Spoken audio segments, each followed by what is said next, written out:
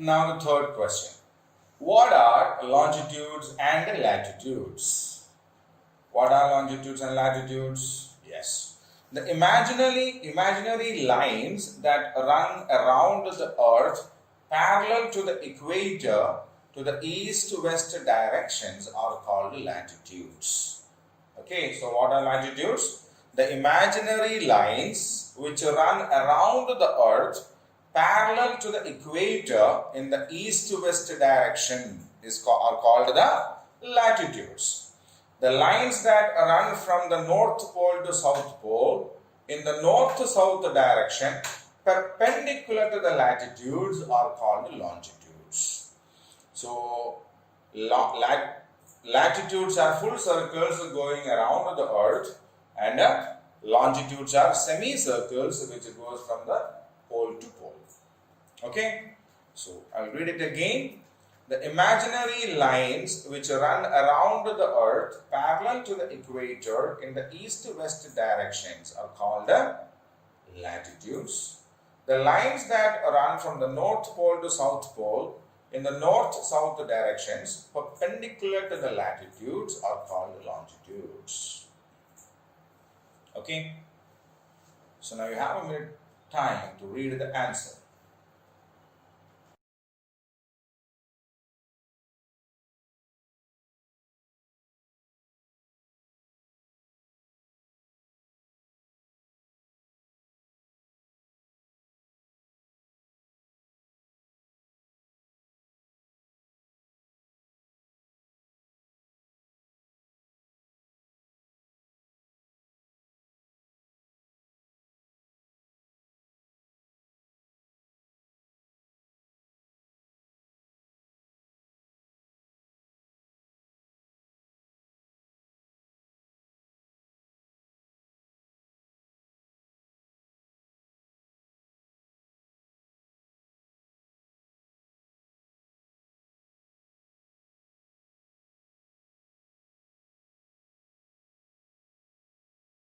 Okay, now we'll go on to the next question.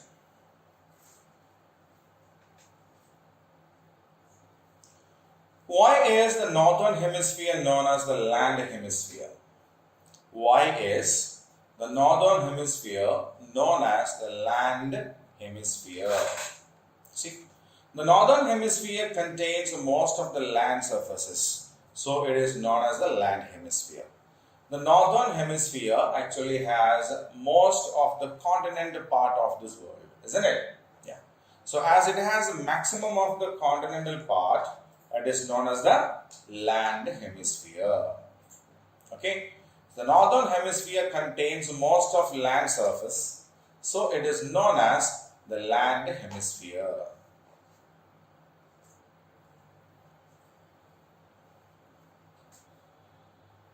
Okay, so now we'll go on to the next one.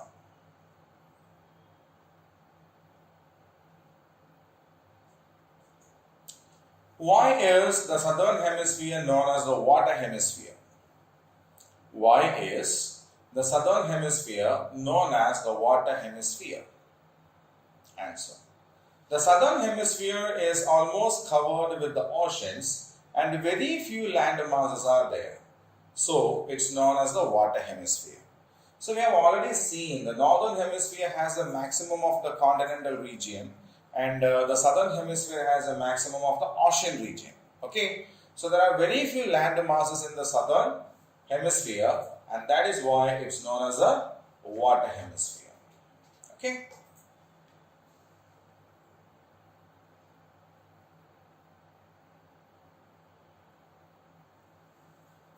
Next question.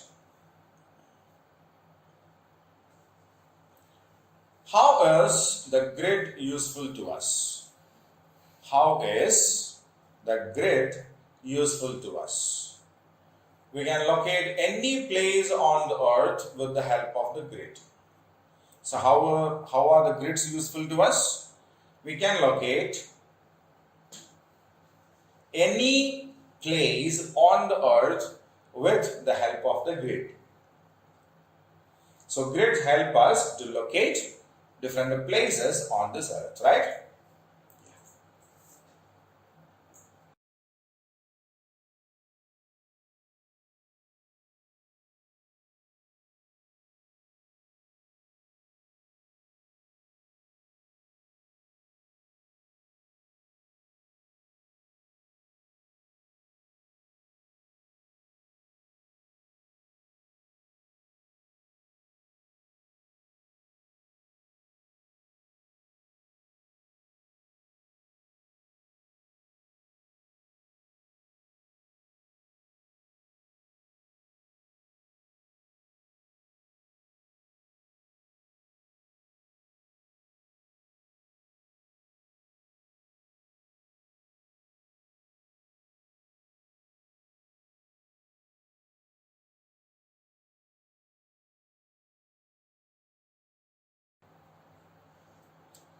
Fine children, now we'll go on to the next question. Think and discuss. Can you tell in which continent does our country India lie? So on which continent is India located? Yes, India lies on the continent of Asia. So where is India located? India is located on the continent of Asia. How many seasons do we have in our country? Can you name them? We have 3 seasons in our country. They are summer, winter and rainy season. They are summer, winter and rainy season. Okay. So India lies in the continent of Asia and we have 3 seasons: summer, winter and the rainy season. Right. Now we will go on to the next question.